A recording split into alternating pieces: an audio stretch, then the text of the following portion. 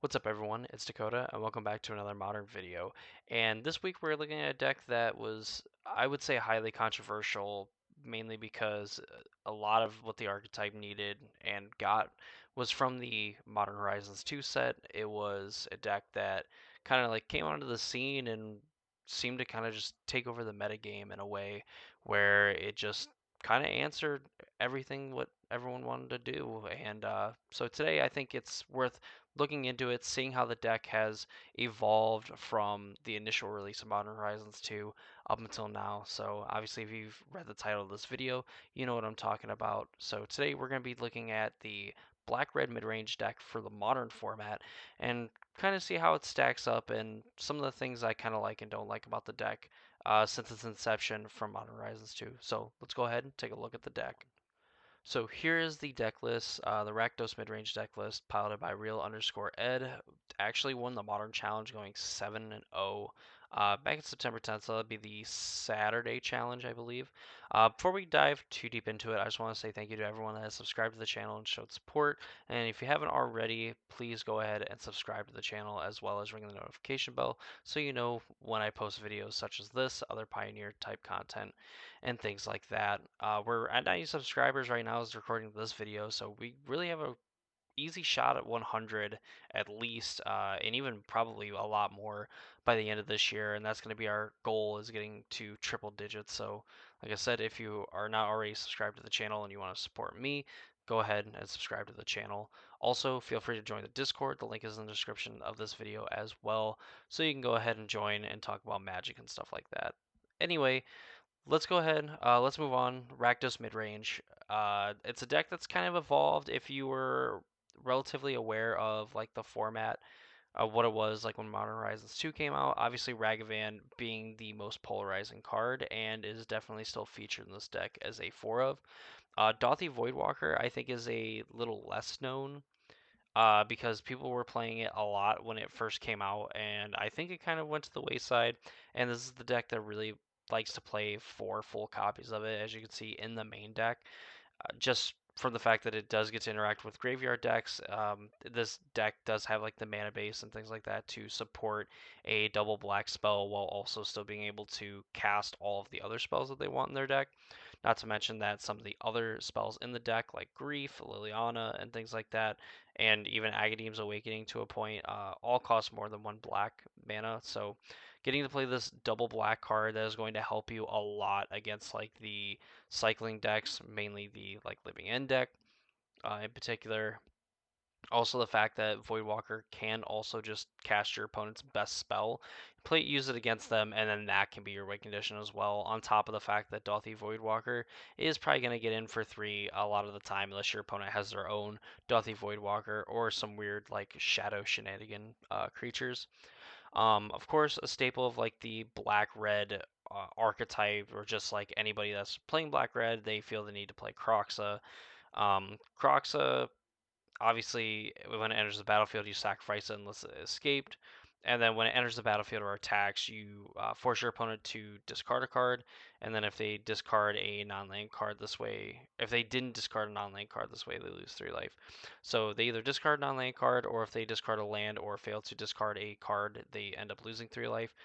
This can take out big chunks of your opponent's life total, especially in those games where you just escape this and your opponent doesn't have any cards in hand. They have to like draw an answer immediately for the Kroxa, and as we all know, Kroxa doesn't technically get handled in that way because you're just able to cast it again unless it's an exiling effect.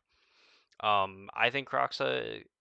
I'm always like pretty low on Kroxa because I feel like you could just invest a lot of time, mana, and resources into playing this card just for it to simply get exiled. Maybe nowadays it is totally fine to play, um, but still with like Unholy Heats and even from some of the other like 4 and 5 color like control decks, playing on Thin Ice and things like that. Uh, just really not a friendly metagame, I would say, to Kroxa. There's also that new enchantment from Dominaria Rising or Dominaria United, one of the two names, and it's essentially another like 1 or 2 mana like answer your 4 mana investment. So getting Kroxa probably like Obviously, when it's good, it's great, but like it can be pretty bad sometimes, in my opinion, anyway. Moving on, we have three season pyromancer. Um, Enters the battlefield, discard two cards, draw two cards, and for each non-land card discard this way, you make a 1/1 elemental creature token. So you can obviously make up to two elementals. You can also pay 5 and exile it from your graveyard to create two 1/1s. With no restriction on this, you can do it at instant speed. Notably with Season Pyromancer, and it's something that I bring up all the time when I talk about Season Pyromancer, is that Season Pyromancer allows you to draw the cards regardless of how many cards you discard. If this is the only card in your hand and you play it, you just get to straight up draw two cards. You just don't get the benefit of discarding non-land cards to make elemental tokens. So Season Pyromancer, even like at the worst case scenario, like pitching two lands and drawing two cards, is pretty good because again, like you can just cash in the body later, the card later to make those elemental tokens, and can be a way that you just run your opponent out of resources. You just flash this back and really just getting there, hitting for two, and then with having multiple copies, like for a turn, can definitely help you just close out a game with this deck. Um, Lastly, 4 copies of Grief, 4 copies of Fury. Grief is essentially the creature version of Unmask, which you can exile a black card from your hand. When it enters the battlefield, you look at target opponent reveals their hand. You choose an island card from it. That player discards that card. Fury, everyone who plays a creature deck is very familiar with Fury. It deals 4 damage divided you choose among any other target of creatures or planeswalkers, and you exile a red card to cast this. It's kind of like Pyrokinesis in creature form. Um, so these two cards in particular, I guess these 8 copies of cards, are kind of tied and get better with some of the other spells that are played in the deck. I believe before, like I remember when Grief was spoiled, that Ephemerate was like the card people wanted to pair with this because you could just like Thoughtseize your opponent 3 times on the first 2 turns, or Thoughtseize them twice, take their cards, and just be able to attack for 3 on turn 2.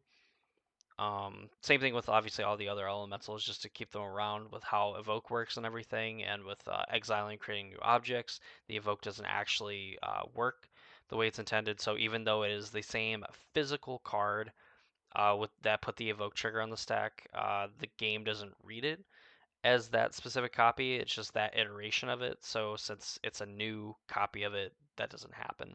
So little fun fact.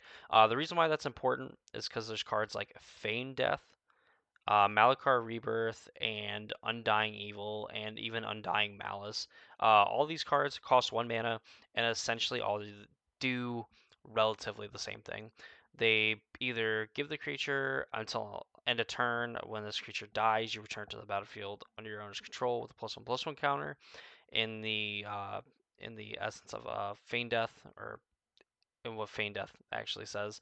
Malakir Rebirth, you can choose a creature, you lose 2 life, and until that creature gains when the creature dies, return to the battlefield tapped. You're able to, with all these triggers on the stack, in any of the cases of these cards, target the Grief or the Fury, sacrifice them to their evoke trigger. They're going to come back either with a +1/+1 counter in terms of like Feign Death. Undying Evil just gives the creature Undying, so essentially it will come back with a +1/+1 counter.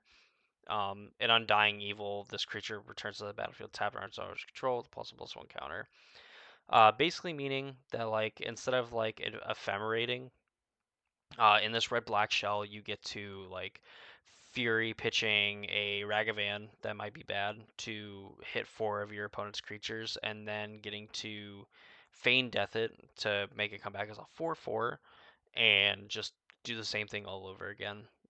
Very powerful, and that's essentially like the uh, I would say what this deck kind of evolved to is like really leaning heavily on these evoke elementals, and then just having ways of putting them back onto the battlefield.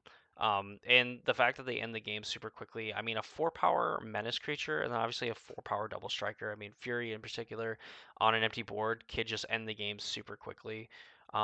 In the case of Grief, like in matchups where like maybe the board's a little bit more congested, or like your opponent's only putting out like maybe 1 threat a turn, you're able to use like your other spells to kind of control the board, and Grief hitting for 4 every turn also ends the game very quickly, especially in a deck that likes to grind as much as like the red black mid range deck does. Some of the other spells, you have Lightning Bolt. Obviously, is just does a little bit of everything. You probably don't want Unholy Heat in this deck for the fact that you're not playing like cards like Mishra's Bauble. You don't have DRC, which this deck used to play to kind of fill up your graveyard, and then playing all the different types, obviously, to support it. Lightning Bolt, clean, deals 3 damage to any target. Go to Planeswalker, go to Creature, go to Face if you absolutely need to. Thoughtseize, the best discard spell ever printed, and more than likely will ever be printed because we don't seem to get cards kind of like this. You just choose the best card essentially, or like the card that you cannot beat from your opponent's hand at the cost of just 1 mana and losing 2 life is always going to be like a trade-off that is in your favor almost all the time. You have Night's Whisper, clean, draw 2, you lose 2 for 2 mana. Just an easy way to get ahead on cards. Terminate, clean, destroy target creature, can't be regenerated. Uh, Maybe a few times where like the can't be regenerated comes up, but just a clean answer to some of the other threats in the format. Notably, obviously not getting rid of like planeswalkers, but you know all the decks that like Titan, the 4 and 5 color elemental decks with like Omnath and stuff like that. Terminate definitely answers them pretty handily. Agadeem's Awakening, one of the mythic lands that you can pay 3 life. It comes into play untapped. So you can play as a land, or you can return any number of target creatures that each have a different current mana cost of X or less, which in this deck you're able to bring back like for 4 mana, or even all the way up to like 5. So like 8 mana total. You can bring back a Fury, a Grief, a Pyromancer, a Voidwalker, and a Ragavan. And that is a lot of power and a lot of value added to the battlefield for 8 mana. Obviously, that is kind of like the Christmas Land version of it, but even getting to spend like 6 mana on this and getting back like Pyromancer, Voidwalker, even is pretty good. One Kolaghan's Command, uh, essentially been like a staple of Modern, really probably since it's been printed. Rebuy a creature from your graveyard. Make your opponent discard a card. Some tricks you can do like in the draw step when your opponent's empty-handed and drawing up to 1 card. Answers any random artifacts that might kind of disrupt your game plan, and of course, dealing 2 damage to any target gives you just a hair bit of reach. Lets you probably pick off some planeswalkers, like maybe notably a Ren 6. Um, Obviously, go in the face as well. 2 Blood Moon also round out the spells of the deck. Blood Moon, while I think less now than it was before, you would just totally could like win some games with like Blood Moon, and I think while that's still the case, that you could just play a Blood Moon and essentially like force your opponent to never cast a spell because of Blood Moon. Less relevant now, I would say, considering one of the top decks plays ways in their main deck to stop this from happening, and of course like the weird interactions with cards like Dryad of the Elysian Grove. You can still win games with Blood Moon. Mana base, clear cut simple. 4 cliffs, 4 mire. You have 2 blood crypt. You have some basic mountains. A polluted delta is just an extra black fetch land. I'm sure that you can replace this card with any other fetch land that goes and fetches black mana that you have in your collection. Prismatic Vista only fetching basics, but of course you're playing like 3 swamps and 1 mountain, so like Prismatic Vista is pretty good. You could probably even maybe sort of kind of get away with like playing a second Prismatic Vista instead of the Polluted Delta if you're so inclined. Like if you have it, the trade-off being that you can't like fetch Blood Crypt in those instances. Shizo, which is a weird land that you may not be familiar with. You can pay a black and tap it and give a creature fear, which means that it can't be blocked by unless it can only be blocked by artifact creatures and or black creatures. It also taps for black on its own, and it is legendary. Verdant Catacombs, probably just like another black fetch land, and of course the 3 swamps.